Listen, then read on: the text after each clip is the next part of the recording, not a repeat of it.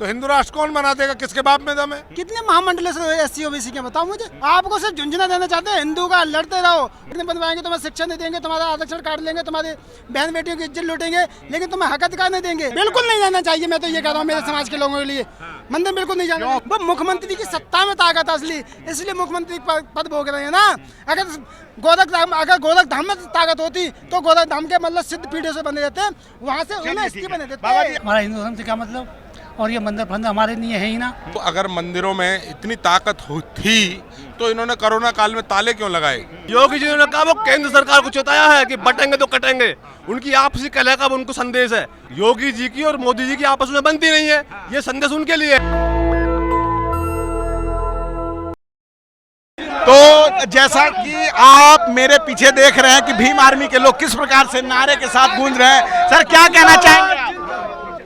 सहारनपुर से। तो क्या मुख्य मांगे क्या है? आप लोग आज यहाँ 11 सितंबर को यहाँ आए हैं। यहाँ पर जो ये आज आंदोलन चल रहा है, ये जो सरकार के द्वारा आरक्षण के साथ छेड़खानी की जा रही है, उसके विरोध में सब लोग यहाँ पर इकट्ठा हुए हैं। जो बाबा साहब ने आरक्षण जिस रूप में देने का वादा किया है, उसी रूप में ये सरकार इसे लागू करे और पूर्णतः लागू करे। आज भी सरकार हमारा आरक्षण खा रही है, निचले स्तर पर आरक्षण को न दिया जा रहा है। आज नई सरकारी नौकरियों में भी स्वर्ण जातियों का भागीदारी ज़्यादा हो रही है, जबकि लिखित में आरक्षण हमारा है और सही मायने पर आरक्षण दिया जा रहा है स्वर्ण जाति को। इसके विरोध में आज यहाँ इकट्ठा हुए हैं कि ना तो इसके साथ कोई छेड़खानी कर सकता और ना इसे कोई दूसरा ले सकता। स्वर्ण जाति को आरक्षण कहाँ दिया जा रहा है? मात्र 10% दिया जा रहा है, वो भी सिर्फ गरीबों को दिया जा रहा है। कागजों में 10% दिया जा रहा है। अगर आप अभी नई नियुक्तियों को देखेंगे, अगर 400 सीटों में से 350 सीटें स्वर्ण की हैं और 50 सीटों पर आपने SC ST OBC को सिर्फ नॉमिनेट किया है। ये तो आपका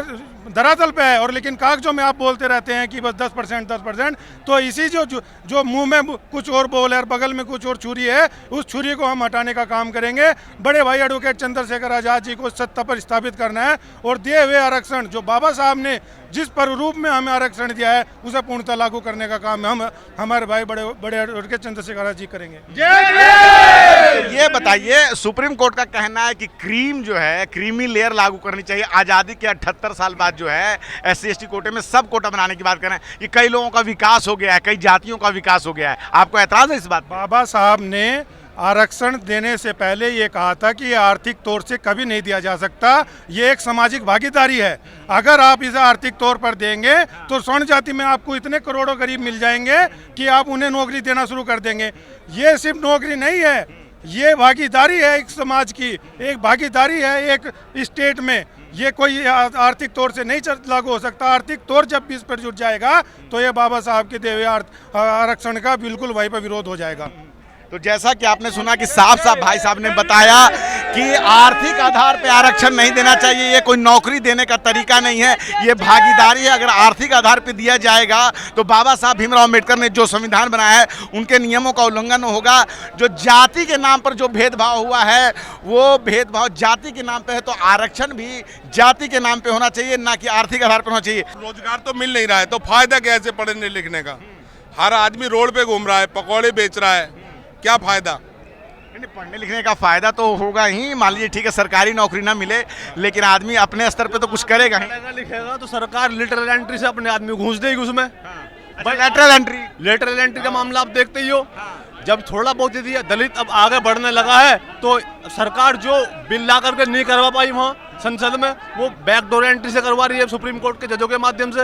यदि उन्हें वर्गीकरण करना ही था तो अपने यहाँ देखे ना कि हमारे कास्ट के कितने लोग जज बने, हमारे कास्ट के कितने लोग IPS IAS हैं। लेटरल एंट्री तो सरकार जो है लेटरल एंट्री कर रही है, तो वो जो PSU में काम कर चुके हैं, जो अनुभवी लोग हैं, वैसे जो सक्षम लोग हैं, उनको ला रही है। उनका कहना है उनके हम जो है योग्यता का फायदा उठाना चाह रहे हैं। जब हम चाहते हैं कि हमारी जाति जनगणना होनी चाहिए तो क्यों नहीं करती है सरकार? सरकार को डर है इसलिए नहीं करती है। तो जात पात का भेदभाव बढ़ जाएगा ना। कई लोग कह रहे हैं कि जाति जनगणना, अब तो नेशन फर्स्ट होना चाहिए, देश की बात होनी चाहिए। योगी जी अभी कह रहे हैं कि बटेंगे तो कटेंगे। योगी जी ने एक बयान दिया, आपने सुना ये बयान? योगी जी ने जो कहा ना, योगी जी ने कहा, सुनो, योगी जी ने कहा वो केंद्र सरकार को चेताया है कि बटेंगे तो कटेंगे। उनकी आपसी कलह का उनको संदेश है। योगी जी की और मोदी जी की आपस में बनती नहीं है, ये संदेश उनके लिए है। हमारे लिए क्या है? योगी जी ने तो ये भी कहा था कि जो हाथों में लड़की मरी तो नौकरी मिलेगी उसे, उसके परिवार के आदमी को क्या हुआ? कुछ भी नहीं हुआ। पुलिस ने मना कर दिया, उसका रेप नहीं हुआ था। बहुत सारे लोग कहते हैं, जो कई लोग हम जब ग्राउंड पे बात करते हैं कि जाति जाति क्या कर रहे हो, अब तो 2024 का भारत आ गया है, अब तो देश आगे बढ़ चुका है, अब देश जो है चांद पे जा चुका है, तो अब जात पात की बात नहीं करनी चाहिए, अब देश की बात करनी चाहिए। देखिए, अगर जाति की बात है तो रोटी बेटी का संबंध करें ना। चुनावों के टाइम पे बहुजन समाज के लोगों को, खासकर SC ST OBC के लोगों को हिंदू बनाया जाता है।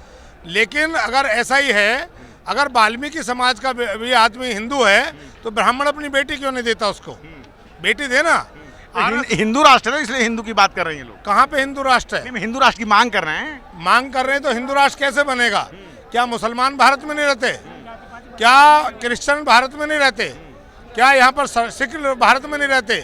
बाबा साहब अम्बेडकर ने इसको लोकतांत्रिक देश बनाया था, तो हिंदू राष्ट्र कौन बना देगा? किसके बाप में दम है? हिंदू राष्ट्र नहीं होना चाहिए। जो लोग जो इसके समर्थक हैं वो कहते हैं कि भाई जब हर धर्म का जो है देश है तो यहाँ सबसे ज्यादा जो संख्या है वो हिंदुओं की है, इस कारण हिंदू राष्ट्र होना चाहिए। कौन है हिंदू? इस भारत का 85% लोग हिंदू नहीं है। हिंदू मानसिकता के गुलाम हो सकते हैं। आप बताइए, क्या हिंदू धर्म को 4 वर्ण में बांटा गया? ब्राह्मण, क्षत्रिय, वैश्य और शूद्र। जो लोग बनिया नहीं है, ठाकुर नहीं है, ब्राह्मण नहीं है, तो हिंदू है ही नहीं। वो हिंदू मानसिकता का गुलाम हो सकता है पर हिंदू नहीं हो सकता। अगर ये हिंदू होते तो मैं पहले भी कह रहा था, रोटी बेटी का संबंध कायम करें। और RSS के मोहन भागवत हम पिछले 25 सालों से आंदोलन चला रहे हैं। अगर इनको हिंदुस्तान की चिंता होती तो हिंदू रोटी बेटी का संबंध बनाते, जाति तोड़ो आंदोलन खड़ा करते। आज तक इन्होंने जाति तोड़ो आंदोलन। RSS के लोगों का कहना है कि जो RSS में जो लोग आते हैं उनमें कोई किसी का टाइटल तक नहीं पूछता है। अरे महाराज, यहाँ तो साधुओं में जाति है। जो लोग संन्यास ले लेते हैं वो भी कहते हैं चौथे पेड़े का है, ये वो महात्मा है। पहले जो है सूताधारी नहाएगा, फिर पता नहीं कौन सा धारी मालाधारी नहाएगा। जो हिंदू धर्म की दुकान को चला रहे, जो उसका प्रचार कर रहे हैं, जो उसके एजेंट हैं, उनको मान्यता नहीं मिल रही। लोग सर मुंडा के चले जाते हैं, बड़े बड़े बाल रख के चले जाते हैं। जब महात्मा बन जाता धर्म का प्रचारक, उसको समानता नहीं है, तो आम आदमी के साथ में क्या होता की समानता? कहाँ हिंदू है? की मलाई कहाँ पर है? मंदिरों में है ना, महामंडलेश्वर के पास है ना। कितने महामंडलेश्वर SC OBC के बताओ मुझे, बताओ ना। नहीं है ना, तो वो मलाई नहीं देना चाहते हैं, आपको सिर्फ झुंझुना देना चाहते हैं। हिंदू का लड़ते रहो, उनके लिए अच्छे काम। जो कह रहे हैं कि बटेंगे तो कटेंगे। अरे तो वही है ना, बट तुम बटो मत, हमें वोट देते रहो। तुम्हारी सड़क नहीं बनवाएंगे, तुम्हें शिक्षा नहीं देंगे, तुम्हारा आरक्षण काट लेंगे, तुम्हारी बहन बेटियों की इज्जत लूटेंगे, लेकिन तुम्हें हक अधिकार नहीं देंगे। हमारी सरकार बनाते रहो, हम आगे बढ़ाते रहो। जिस तरह से आज प्रजापति को मतलब जिंदा जला दिया, हाथरस में मतलब जला दिया, वाल्मीकि कई लोगों को मतलब जिंदा मार रहे हैं, और आज भी ऐसे शोषण हो रहा है ठाकुरों के द्वारा जिसका कोई जवाब नहीं। तो वो इसीलिए तो बोलते हैं कि ना हिंदू बने रहो। जब हिंदू बने रहोगे तो जय श्री राम बोलते करते रहोगे, भीम की बात नहीं आएगी, हक की बात नहीं करोगे, मंदिरों में जाओगे, पढ़ने लिखने की बात नहीं करोगे, यूनिवर्सिटी बनेगी नहीं, तो क्या है, उनकी तो सत्ता आती रहेगी ना। मंदिर में नहीं जाना चाहिए। अरे मंदिर में मैं बिल्कुल नहीं जाना चाहिए। मैं तो ये कह रहा हूँ मेरे समाज के लोगों के लिए, मंदिर बिल्कुल नहीं जाना चाहिए। क्यों नहीं जाना चाहिए? इसलिए नहीं जाना चाहिए, अगर मंदिर में ताकत होती तो घंटाधारी बाबा जो आज मतलब गोरख धाम छोड़ करके CM की कुर्सी क्यों पकड़े हुए हैं? अगर मंदिर में ताकत होती तो वो वहीं घंटा बजाते ना। कि उन्हें पता है कि असली जो ताकत है वो कहाँ पर है।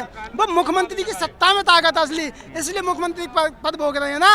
अगर गोरख धाम में ताकत होती तो गोरख धाम के मतलब सिद्ध पीढ़ियों से बने रहते, वहाँ से उन्हें इसकी बने देते। बाबा जी आप इधर आ जाओ। कितनी उम्र है आपकी? मेरी करीब है जी कोई 77 साल। 77 साल। तो 77 साल की उम्र में आप इस आंदोलन में आए हैं, क्या सोच कर आए हैं? हम ये सोच के आए हैं कि यहाँ जो है पहली बात तो हिंदू है ही ना हम लोग। हाँ, हिंदू नहीं है। हाँ, हम तो भारत के मूल निवासी हैं। हाँ। हिंदू का हमारा धर्म बौद्ध धर्म है। हमारा हिंदू धर्म से क्या मतलब? और ये मंदिर फंद हमारे लिए है ही ना। अभी जो है वो आई थी जो है वो राष्ट्रपति, वो आपको दर्शन ना दिया, ना जाने देते, दूर से कहते हैं कि हिंदू का आएंगे। अच्छा ये बताओ कि इस उम्र में जो है लोग तीर्थ जाते हैं, 77 साल की उम्र में, जो भी भारत के समाज में आप ध्यान देंगे तो सब 77 की उम्र तीर्थ जाते हैं। आप इस उम्र में आंदोलन करने आए हो तो क्या सोच कर आए हो, क्या कारण क्या है यहाँ आने का? हम इसलिए आए हैं कि यहाँ जो है ये समाज जो है जो बाबा साहब ने इनको बांधा एक जगह, उसे बिखेर रहे हैं और सुप्रीम कोर्ट से जो है निर्णय दिवा रहे हैं कि इनको वर्गीकरण कर दो, ऐसे ही बांध दो जैसे पहले समाज के सामने, फिर आगे वो पीछे झाड़ू बांधो और आगे थूकने की नहीं करो, वो इनका सिस्टम है। ये सब ला रहे हैं और इन्हें रोक दो आगे से कि क्रिमिनल कौन कौन है, ये कितना कौन मालदार है। कोई अच्छा, आपने सुप्रीम कोर्ट का फैसले का सुना है जो 1 अगस्त को जो आया था अभी? गलत है, हम नहीं मानने वाले वो बिल्कुल भी। हम मानने को तैयार नावा की जरूरत ही क्या है, इनको अलग से दो ना, जो वंचित लोग हैं उनको अलग से दो। जब तुम ये मान रहे हो कि यहाँ वाल्मीकि भाई जो है का पिछड़ रहा है, हम मान लें कि चमार खा रहे हैं, तो वाल्मीकियों को मना कौन कर रहा है? कहीं ने रोका है? किसी भी जो है का और जितनी भी जाति हैं, जाट भी अन्य जाति हैं, कोई रोक रहे हैं उनको पर्चा भरने से या उनकी क्यों वैकेंसी दे रहे हो? तो ये धोखा दे रहे हैं, किसी ने रोका आज तक? क्या लग रहा है ये जो सुप्रीम कोर्ट ने जो फैसला दिया है, तो क्या मंशा क्या लगती है, क्या कारण है? ये है कि इसको जो है का समाज को तोड़ फोड़ करके और अपनी जो है का वोटों में बांट लो, ये उनके संग लग जाएंगे, ये इधर बढ़ जाएंगे, बांट रहे हैं समाज को, बांट के हम अपनी राजनीति रोड सीखते रहेंगे, इनको कुछ नहीं मिलेगा, कुछ नहीं। क्या भाई साहब आप क्या कहना चाह रहे थे? मैं कहना चाह रहा था कि जब अगर मंदिरों में इतनी ताकत थी तो इन्होंने कोरोना काल में ताले क्यों लगाए? क्यों हॉस्पिटलों में भर्ती किए? मंदिरों में जाके लेट जाते, गोबर खाते गाय का और पेशाब पीते, ठीक हो जाते। क्या जरूरत थी ट्रीटमेंट लेने की, दवाई लेने की? और क्यों पब्लिक मरी? जब भगवान में इतनी आस्था थी उन लोगों की तो क्यों मरे वो? मरना तो होता ही है, जीवन का अंत तो मृत्यु ही है ना, तो आदमी तो मरेगा ही। मरना होता है कि टाइम आने पे मरा। एक था कि अगर उसके सर में दर्द है उसको उठा के ले गए हॉस्पिटल और उसके घर वालों को सिल के दे दिया कि ये खत्म हो गया, ले जाओ, इसे छूना मत। उसको ऐसे ही पता लगा कि जो मोमडन है उसको जला दिया, जो हिंदू है उसको दफना दिया। इनका कोई वजूद नहीं है। ये सरकार ही बेकार है। ये सरकार बेकार है, ये सरकार तो अमृतकाल चल रही है। सरकार है, मैं कहता हूँ ये सरकार बिल्कुल निकम्मी है। मोदी जी कह रहे हैं पूरे विश्व में डंका बज रहा है सरकार का। मोदी जी कहते हैं, वो अपने मुंह से कहते हैं, 4 आदमियों को खड़ा करके उनके मुंह से कहलवाइए ना कि सरकार अच्छी है, तो तब माने ना हम। चलिए, तो आप देख रहे हैं मेरे पीछे जो भीम आर्मी के जो लोग हैं, आज़ाद समाज पार्टी, आज 11 सितंबर को दिल्ली में महा रैली हो रही है। ये संख्या लाखों में है। हम आपको बता दें कि अंदर इतनी जगह नहीं है कि हम वहां जा सके और आपको रिपोर्टिंग करके वहां की भीड़ हम दिखा सके। और एक समय आपको और बताएं कि जिस तरह की ये रैली है, इससे साफ साफ अंदाज़ा लगता है कि जो हरियाणा में जो चुनाव होना है वहां भी चंद्रशेखर आज़ाद 20 सीटों पे चुनाव लड़ रहे हैं। जननायक जनता पार्टी के साथ उनका गठबंधन है। 1 अगस्त को जो फैसला आया है उस फैसले के विरोध में और बैकलॉग सीटों को भरने में, एनएफएस को ख़त्म करने को लेकर, और जो है वंचितों शोषितों की जो आवाज़ है उसको हिस्सेदारी देने के लिए आज ये रैली बुलाई गई है। और हमने देखा कि किस प्रकार से 18 साल का एक युवक और दूसरी तरफ एक 77 साल के वृद्ध जो हैं इस आंदोलन में आए हैं, इस रैली में आए हैं। ये समय जो है एक तरह से उस युवक के लिए पढ़ने का होता है, लेकिन वो इस दलित आंदोलन में आया हुआ, इस रैली में आया हुआ है। और जहां ये जो वृद्ध हैं वो भी अभी जो है कहीं ना कहीं इस आंदोलन को मजबूती प्रदान कर रहे हैं।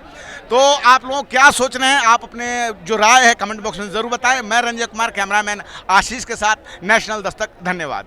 नेशनल दस्तक की आपसे गुजारिश है कि अगर इसको बचाना चाहते हैं तो नेशनल दस्तक को सब्सक्राइब करने के लिए रेड कलर के सब्सक्राइब बटन को दबाएं, फिर बेल आइकन की घंटी दबाएं। नेशनल दस्तक को बचाने के लिए बहुत जरूरी है कि हर खबर को शेयर करें, लाइक करें, कमेंट जरूर करें।